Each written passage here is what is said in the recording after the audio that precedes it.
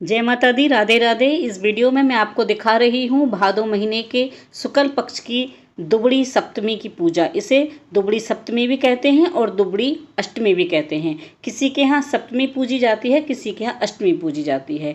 तो इसमें हम जब पूजा करते हैं तो हमें एक पाटे पर मिट्टी से दुबड़ी माता के बच्चे बनाने होते हैं और सर्प की मूर्ति बनानी होती है, एक मटका, एक औरत, ये सब बनाने होते हैं। अगर आपके पास मिट्टी ना मिल पाए तो आप गेरू मिट्टी जो आती है ना, उससे किसी कागज़ पर या पटले पर बनाकर पूजा कर सकते हैं और फिर बाद में उस कागज़ को विसर्जित किया जाता है। तो मैं ये आकृति बना रही हूँ, आप देख रहे हैं। जो दीवार पर चित्र बनाए जाते हैं उन्हें भित्ति चित्र कहते हैं और जो इस तरह से पाटे पर बनाए जाते हैं उन्हें छापा कहते हैं। वैसे मिट्टी से ही ये पूजा की जाती है, मिट्टी से बनाए जाते हैं। मिट्टी ना मिलने पर इस तरह से आप बना सकते हैं। तो इसमें एक पटले पर ना दुबड़ी के कुछ बच्चों की मूर्ति बनाई जाती है, सर्पों की मूर्ति, एक मटका, एक औरत, मिट्टी से बनाते हैं इस सबको और फिर उन्हें पूजा का सामान रखते हैं। पूजा के सामान में हम ले लेते हैं थाली में बाजरा, भीगे हुए चने, मोठ, पानी, दूध, मिठाई, हल्दी, कलावा, फूल, दिया, जल का लोटा, साड़ी, दक्षिणा, एक मतलब अपनी सास को देने के लिए। मिठाई ना हो, लड्डू, बतासे, गुड़, आप मीठे में कुछ भी मिष्ठान ले सकते हैं। इसमें ना ठंडी पूजा होती है तो इसमें दिया जलाया नहीं जाता है। और क्या होता है, खाना भी एक दिन पहले ही बनाकर रख लें तो अच्छा है। एक साड़ी लेंगे, उस पर कुछ दक्षिणा रखेंगे, बायना निकालेंगे ना सास के लिए, तो ये साड़ी, बायना, ये भीगे हुए मोठ, चने सास को देने होते हैं। तो आप मूंग, मोठ, बाजरा, चने ये सब भिगो कर रख लें। मोठ और चना भिगोना बहुत ज़रूरी है, इसी का बायना निकलता है। उसके ऊपर आप कोई मिठाई रख लें, जैसे पेठे की मिठाई, लड्डू, बतासा, गुड़। तो अगर आपकी सास दूर रहती है ना तो आप ऐसी मिठाई रखें जो वो ख़राब ना हो, कुछ दिन जब भी जाना हो तो वहाँ तक पहुँच सके। तो मैंने यहाँ पर गुड़ लिया है। उसके बाद हम पूजा स्टार्ट करेंगे अपनी। तो पूजा के लिए हम सबसे पहले हमें शुद्धिकरण, पवित्रीकरण करेंगे। तो हम जल के छींटे देंगे। अब जो हमने चित्र बनाया है ना, छापा, उन पर सबको, और अपनी पूजा सामग्री है ना उसको भी हम पवित्रीकरण करेंगे छींटा दे करके, जो भी सामान हमने पूजा में रखा है। उसके बाद हम हल्दी से सबको टीका करेंगे। तो ये मैं हल्दी से टीका कर रही हूँ। मैं अपनी पूजा आपको करके दिखा रही हूँ जैसे पूजा मैंने की थी।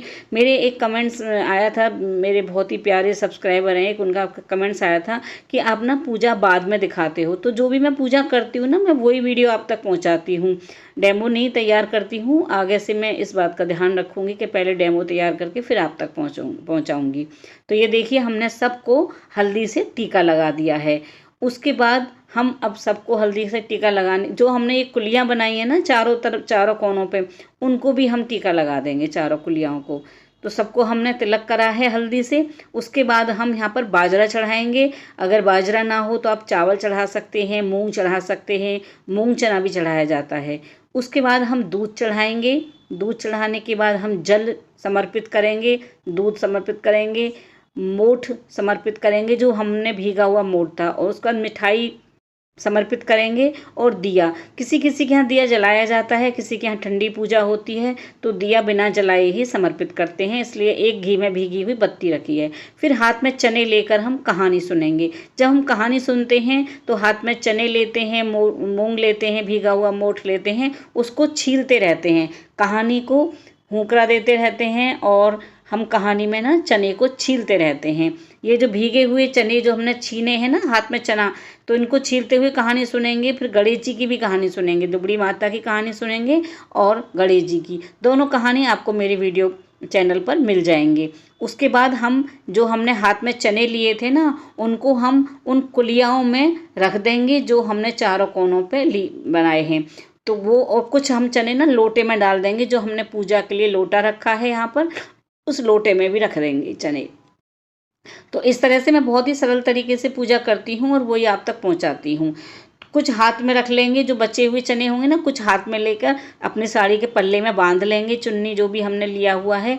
फिर जो हम एक साड़ी अपनी सास के लिए निकाली है ना, उस पर हम साड़ी रखेंगे, उस दक्षिणा रखेंगे, मूंग रखेंगे, और जो हमने मोठ और चना भिगोए, गुड़ रखा है हमने, ये सारा सामान रख करके अपनी सास के लिए हम इन सामान को मंस देंगे। मंसने के लिए अपनी साड़ी का पल्ला लेकर उसे कोने पर और हाथ में जल लेकर उस पर छींटे देते हुए साड़ी के पल्ले पर और चारों तरफ घुमा देंगे। इस तरह से बायना निकाला जाता है। बायना निकालने की वीडियो मैंने अपने चैनल पर कई बार दी है, तो आप वहाँ से देख सकते हैं। तो इस तरह साड़ी के पल्ले पर ये पानी में जो मैं चने डाल रही हूँ ना, यही चने हमने कुछ बचे हुए साड़ी के पल्ले पे बांध लिए थे और एक कोने पर हमने जल की छींटा देते हुए उसको हमने घुमा करके चारों तरफ ऐसे देख रहे हैं ना, इस तरह से घुमा करके हमें और अपना बायना निकालना होता है। फिर ये हम अपनी सास को पैर छूकर सास को दे देंगे। सास दूर रहती हैं तो वहाँ भिजवा देंगे।